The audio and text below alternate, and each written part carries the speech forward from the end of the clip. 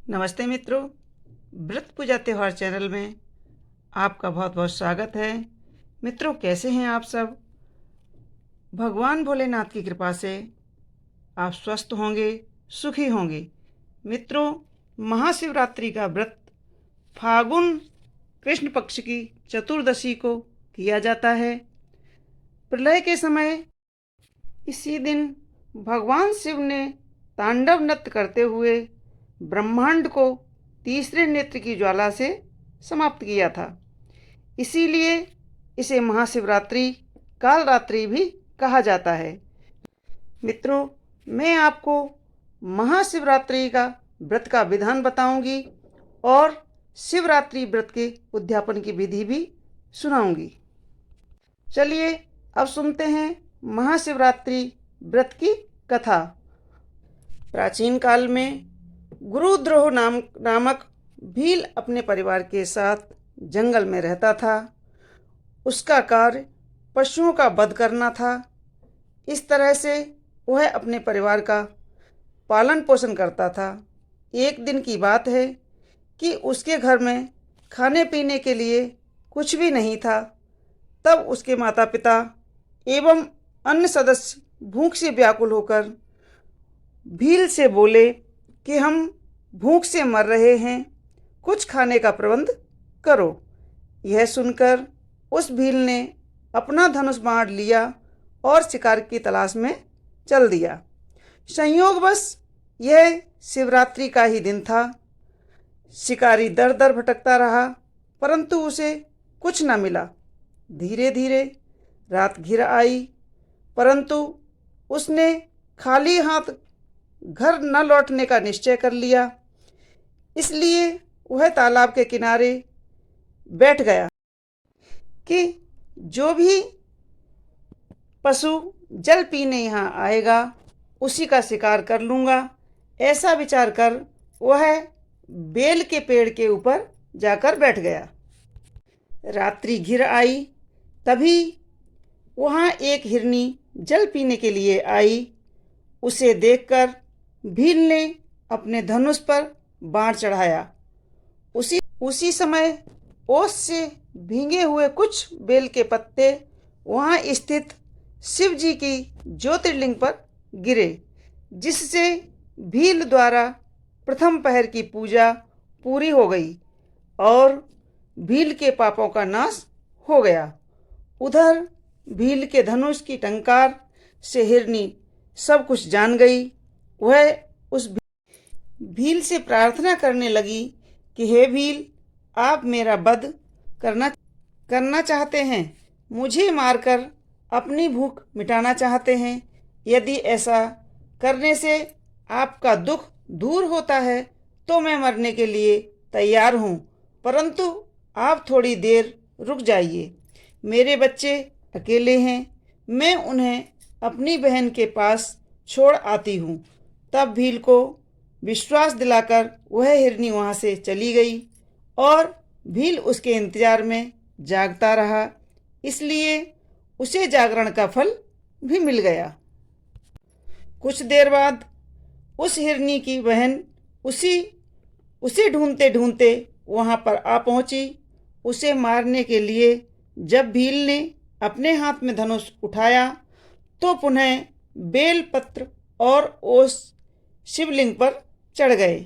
इसी प्रकार दूसरे पहर की भी पूजा संपन्न हो गई, परंतु उस हिरनी ने भी भील से प्रार्थना की कि मैं पहले अपने बच्चों को देख आऊं, तब तुम मुझे मारना। भील के आज्ञा दे देने पर वह हिरनी भी पानी पीकर वहाँ से चली गई। भील पेड़ पर बैठकर हिरनी का इंतजार करने लगा। इस प्रकार जागरण करते हुए रात का दूसरा पहर भी बीत गया। जैसे ही रात्रि का तीसरा पहर आरंभ हुआ, एक मोटा सा हिरण पानी पीने हेतु उस तालाब पर आया। उसे देखकर भील ने जैसे ही अपने धनुष पर बाण चढ़ाया, वह हिरण डर गया। उसी समय ओस रूपी जल एवं बेलपत्र पुनः शिवलिंग पर गिर गए, जिससे तीसरे पहर का पूजन भी संपन्न हो गया। वह हिरण भी शीघ्र लौटने का वादा करके अपने बच्चों को समझाने के लिए चला गया और भील उसके इंतजार में जागता रहा। उधर दूसरी ओर वे दोनों हिरनी और हिरण घर पर एकत्रित हुए और उन्होंने सारी बातें एक दूसरे को बताईं। तब तीनों को यह ज्ञात हुआ कि तीनों ने एक ही भील से वादा कर दिया है।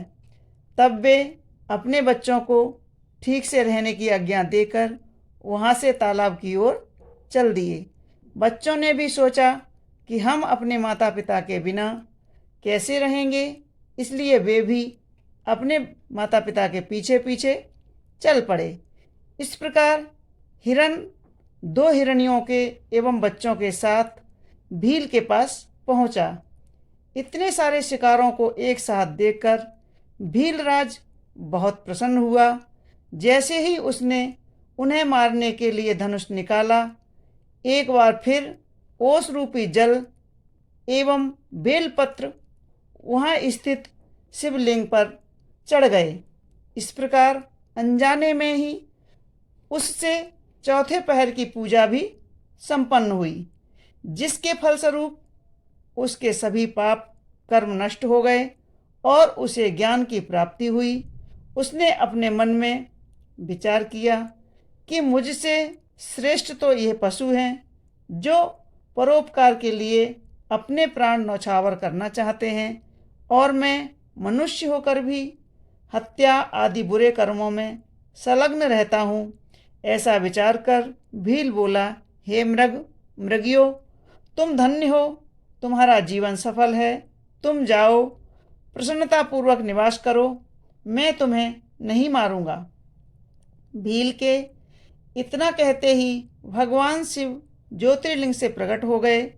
एकाएक इस प्रकार अपने सामने साक्षात देवादिदेव महादेव को पाकर उस भील की आंखों से अश्रुधारा बहने लगी। उसने प्रभु के चरणों को पकड़ लिया। तब शिव जी ने प्रसन्न होकर भील से कहा, तुम्हारे पूजन से मैं बहुत प्रसन्न हूँ। तुम श्रृंगबेरपुर जाकर आनंद पूर्वक निवास करो। प्रभु रामचंद्र जी तुम्हारे घर पधारेंगे और उनसे तुम्हारी मित्रता हो जाएगी।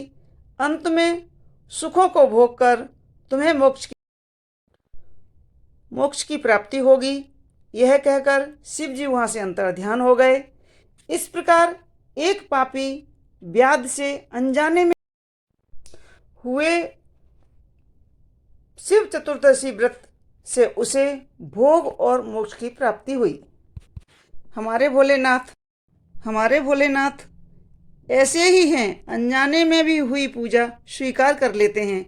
बोले भोलेनाथ की जय, महाशिवरात्रि की जय।